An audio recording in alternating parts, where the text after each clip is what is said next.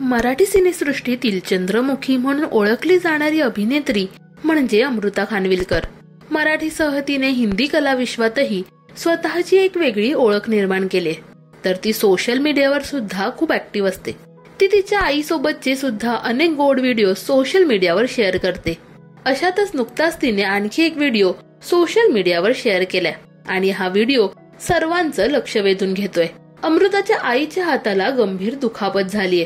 तर अमृताच्या आईने या अपघाताबद्दल तिला काहीच कळू दिलं नव्हतं. तर आमच्या आई साहेबांनी हात तोडून घेतलेला आहे. कसा मम्मी सांग जरा, सांग ना. रिक्षातून त्या दिवशी येत असताना नव्या घरी आमच्या रिक्षाला कोणीतरी धडक दिली. आमच्या म्हणजे मम्मी आणि माझी मेड ज्या रिक्षामध्ये होती त्या रिक्षाला. आणि नंतर एक अख्खा दिवस मम्मीने मला सांगितलं नाही की तिचा हा ॲक्सिडेंट झाला. ठीक आहे.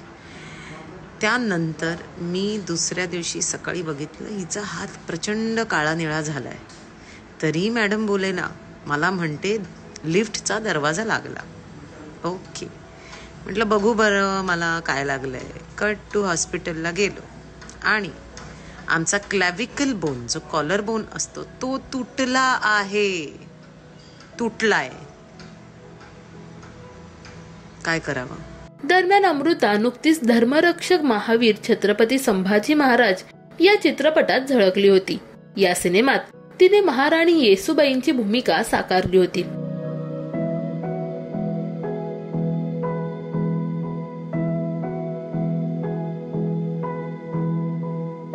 अमृताची आई लवकरात लवकर बरी व्हावी याच राजश्री मराठीकडून शुभेच्छा. मराठी सिने विश्वातील बातम्या, अपडेट्स आणि गॉसिपसाठी सबस्क्राईब करा राजश्री मराठी.